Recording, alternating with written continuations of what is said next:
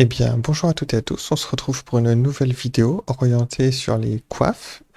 Donc, on va repasser en revue un peu toutes les coiffes qui existent et essayer de voir si c'est vraiment des bonnes options ou si au contraire c'est un peu surcoté. Donc, la première, ça sera en plusieurs parties, hein. On va commencer des coiffes bas niveau pour arriver au plus haut niveau et on va essayer d'en faire un maximum pour cette première partie. Donc, sans transition, on arrive, on est à l'HDV hein, et on va passer tout ce qu'il y a dedans. Alors niveau 1, le problème c'est qu'il y a beaucoup de coiffes. Bandeau de vitalité, de vitalité, on passe, hein, c'est oubliable. Sans initiative, le bandeau Ponawashu, pareil, on passe, ça ne sert à rien. Vous avez mieux en stats que l'initiative niveau 1. Le cache-oreille, bon, ça sert à rien. Chapeau de l'aventurier, c'est bien pour la panoplie, mais en réalité, l'item en lui-même est un peu surcoté.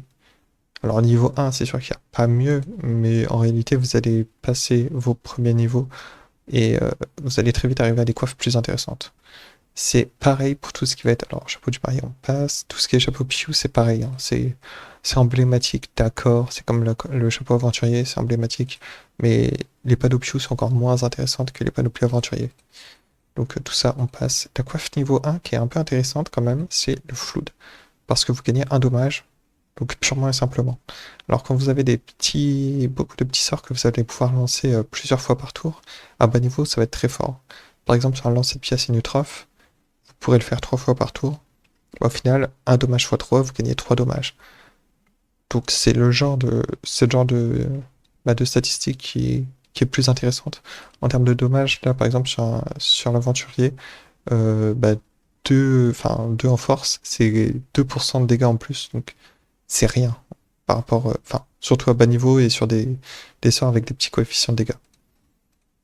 Donc après, on a le lisseur, c'est des résistances. Ça sert à rien à ce niveau-là, juste pour 3 résistances, on passe. Le loofeur, c'est pareil. Arnacoif, bon, l'arachnacoif, pardon. On passe parce que, bon, ok, ça donne de la sagesse, un peu d'initiative, mais pour 15 sagesse, vous aurez, vous aurez bien mieux ailleurs.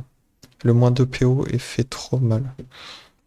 Champacoif, c'est un peu le même principe, donc perdre des stats, déjà que vous en avez pas beaucoup, juste pour 15 en sagesse. Pour moi, autant attendre le niveau 10 et passer sur la coiffe Pouftou. Coiffe Pouftou qui arrive juste après, et qui là, pour le coup, elle est pas sous-cotée. Elle est vraiment très intéressante. 40 en intel et en force, c'est vraiment une coiffe bah, qui du coup concerne quand même énormément de monde. Puisque vous avez au moins soit un sort feu, soit un sort terre à bas niveau. Ça reste donc une valeur très sûre en fait. Et ça coûte pas cher puisqu'il y en a beaucoup qui sont générés.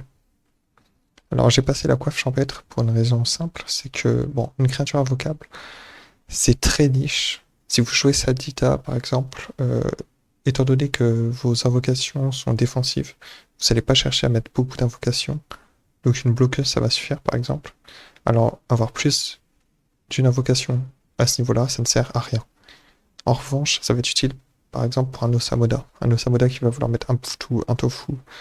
Ça va être intéressant. Donc, la coiffe champêtre, ok, mais il faut vraiment être Osamoda. Puisque sinon, vous n'avez pas besoin d'invoquer. Hop. Après, on passe à la niveau 11, à la coiffe en mousse. Et ça, c'est très bonne coiffe, hein. Ça remplace en fait le flood. Puisqu'il y a le dommage, mais en plus, il y a la portée et un petit peu de vitalité, même si on perd de faiblesse. Perdre 5% de résistance dans tous les éléments, enfin dans 4 éléments, c'est pas très grave à ce niveau-là. C'est pas ça qui va changer la donne. Alors que le dommage et la portée, normalement, ça devrait bien vous aider. Donc cette coiffe-là, pour moi, c'est une bonne alternative, notamment à la coiffe Bouffe-Tout. Par exemple, si vous êtes O ou R, enfin, si vous avez plutôt intérêt à taper O ou R, la coiffe en mousse sera plus intéressante que la coiffe Bouffe-Tout. Et vous allez pouvoir la garder un petit peu. Et on voit qu'elle est appréciée, hein, puisque il y a même des GFM, voilà, des G jusqu'à 130 points de vie. Alors évidemment, si vous commencez et que c'est votre premier perso, vous n'allez pas avoir des G comme ça, hein, ce sera des G tout simples. Mais même un dommage importé, c'est très avantageux pour énormément de classes. La coiffe-waf. Un peu de vitalité, initiative, on passe. Là, on arrive sur la coiffe de la panoplie Mosquito. très bien si vous êtes chance. Alors, faut être chance, mais quand même avoir des bons coefficients. Donc, généralement, ce sera plutôt sur un sacreur, par exemple. Sur un sacreur, ça, c'est jouable. Sinon, sur un Lilithrof, par exemple, vous allez jouer haut, mais la coiffe au boost sera plus avantageuse. Après, l'avantage de cette panoplie, ça reste quand même le petit gain en sagesse. Après, ça, c'est à vous de voir, du coup. Corco, Claco, une créature invocable, on a dit que c'était possible si on jouait au Samoda.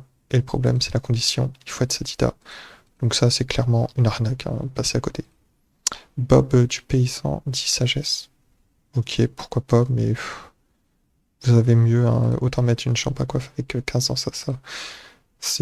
Pour moi, cette panoplie est un peu surcotée, donc on passe. Enfin, elle n'est pas vraiment surcotée puisqu'elle n'est pas très jouée, hein, mais elle mérite pas plus. Là, on arrive à 15 vitalité, 5 sagesse. Sur le casque, on passe. La citrouille. Alors, la citrouille, on avait dit tout à l'heure sur des petits items que la résistance, ça servait à rien. Là, on a jusqu'à 10 résistances fixes et dans les 5 éléments. Donc, alors est-ce qu'il y a des G perf un peu? Pas trop de G perf, mais ça peut être très intéressant d'avoir de la résistance dans les monstres dans lesquels vous affrontez.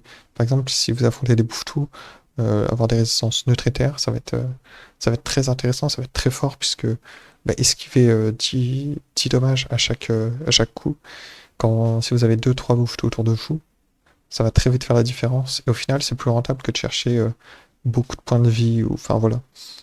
C'est vraiment très particulier comme gameplay, mais cette coiffe-là est jouable. Donc c'est plutôt pour le fun, hein, vu les prix. C'est plutôt une coiffe pour le fun. Vous n'allez pas chercher à avoir ce genre de coiffe sur votre personnage principal quand vous commencez. Mais sur un reroll, c'est le genre de coiffe qui peut être assez intéressant. Pour s'amuser, hein, ça reste pour s'amuser et progresser. Pour progresser de façon, voilà, pas au petit rush. Sinon, vous mettez une panneau Sasa et puis vous enchaînez les captures. Euh, alors, la panoplie de l'amours avec la coiffe de l'amours. La panoplie doit donner un PA si elle est portée en entière, il me semble. Mais pour moi, c'est pas avantageux. Puis là, on voit une coiffe à seulement 30 PV. On a bien vu qu'il y avait mieux avant, on passe.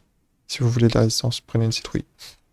Après, effectivement, c'est plus avantageux que, en termes de prix que la citrouille. Mais chercher des points de vie à bas niveau, ça n'a pas trop d'intérêt. Cherchez à taper et vous finirez plus vite les combats. Alors, la coiffe du Blukos, jusqu'à 20% dommage, donc c'est 20% dans tous les éléments. Vous n'allez pas jouer multi-éléments quand vous êtes à bas niveau, donc avoir 20% de dommage, ça sert à rien. Autant avoir un dommage fixe et un PO avec la coiffe en mousse. Chapeau Papa Noël, un peu de pod et de la sagesse, on passe. Le trauma, que de la vita, bon, on passe. Parce que la vita, ça pourrait être intéressant si vous jouez au ça, mais si vous jouez au ça, on- vous aurez une coiffe invoque. Et si vous êtes sacrière, vous aurez la panoplie mosquito. C'est pour ça qu'il n'y a pas trop d'intérêt à avoir. Enfin, il n'y a pas trop de classes qui ont d'intérêt à avoir de la vita comme ça. La 15 sagesse, bah, on passe, un panoplie tofu oubliable. Hop, cette coiffe-là, 50, on passe. Alors là, 50 intel et une créature invocable. Euh, Bah, autant jouer la coiffe bouffe tout, et puis la panoplie bouffe tout en entière, surtout que là, il faut être Sadida, donc quitte à avoir un peu d'intel, autant avoir de la force, et donc la panoplie bouffe tout sera supérieure. Enfin, la coiffe bouffe tout, du moins, sera supérieure. Parce que l'invocation, c'est un peu une fausse bonne idée. Vous n'allez pas chercher à invoquer quand vous jouez Sadida. Casque du pouf-poule, pour ça, quelques résistances, on passe. Un PO du vitalité, euh, on, on passe. Hein. Ça, c'est des items que vous pouvez choper directement dans le shop avec des ocarines, par exemple. Donc aucun intérêt, puis seulement un PO de vitalité. Bon, autant avoir la coiffe en mousse. Alors, couronne du Wabbit, 1 à 100 vitalité.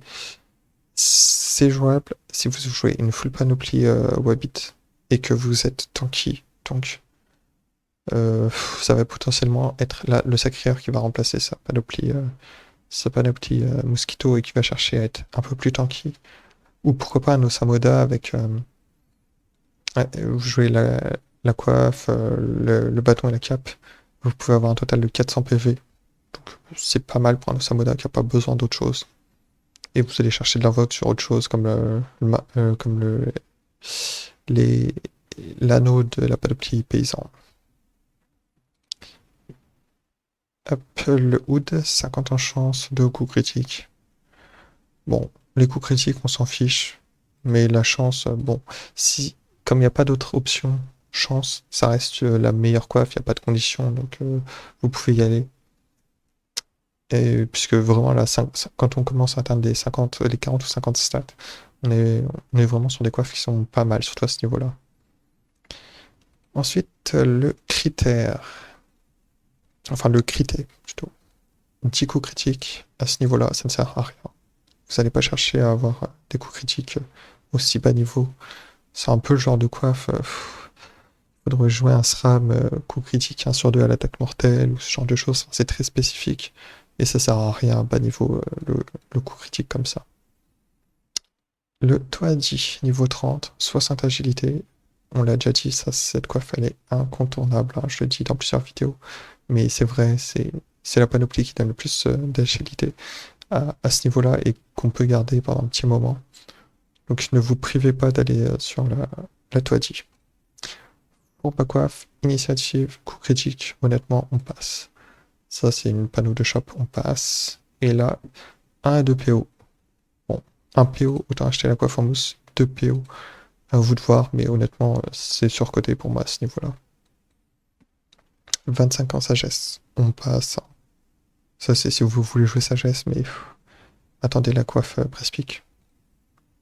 Minotaur Corno, donc là, 50 en force et 20% de dégâts, donc potentiellement 70 en force. Ça peut être plus intéressant que la coiffe Fouftou. Après, vous perdez du coup le PA de la coiffe Fouftou, etc. À vous de voir si vous avez besoin du PA de la coiffe Fouftou ou d'aller chercher un peu plus de dégâts.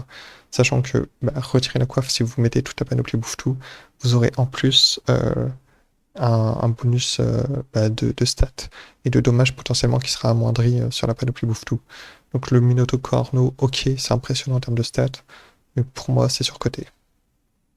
Panoplie larve, on passe, hein, aucun intérêt. Là, avoir des dommages fixes, pourquoi pas. Ça, c'est pareil, à vous de voir. C'est comme le Minotaur Corno. Ok, vous avez beaucoup de stats. Mais est-ce que vous sacrifiez la panoplie bouffe tout pour ça? C'est suivant votre gameplay. Mais c'est pas une mauvaise idée, du coup, d'aller chercher quelques dommages fixes. En plus de 50 intel. Le ours, bon, un peu de force, un peu de sagesse. Pourquoi pas? C'est ça se discute, hein. C'est comme le Minotaur Corno, ça dépend les stats que vous voulez. Donc ça en fait pas une mauvaise coiffe. Après, faut être honnête, hein, c'est pas incroyable non plus. Ça vous permet quand même d'être force et de gratter un peu de sagesse. C'est un entre-deux, on va dire.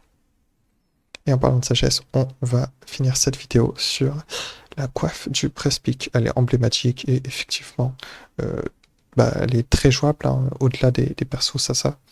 Vous pouvez la jouer grâce au dommage et aller chercher des petits dommages, notamment la flamiche, avec les petits sorts comme le lancer de pièces. Donc c'est pas une mauvaise idée d'orienter son stuff sur une panneau Prespic qui offre des bonus dommages, qui peut se combiner avec d'autres panoplies dommages et qui, du coup, vous allez avoir un mode de jeu un peu, entre guillemets, fourbe. Donc, ok, c'est connu pour la sagesse, mais faut pas faut pas oublier ce qu'il y a à côté, notamment les dommages et les renvois de dommages, qui vous permettent d'avoir indirectement un peu de dégâts et surtout de la résistance, puisque les renvois de dommages, ça vient amoindrir les dommages qui vous sont occasionnés. Donc j'espère que cette première partie de vidéo vous a plu. On a déjà vu pas mal de coiffes et bien à très bientôt pour la prochaine partie de la vidéo. Ciao ciao.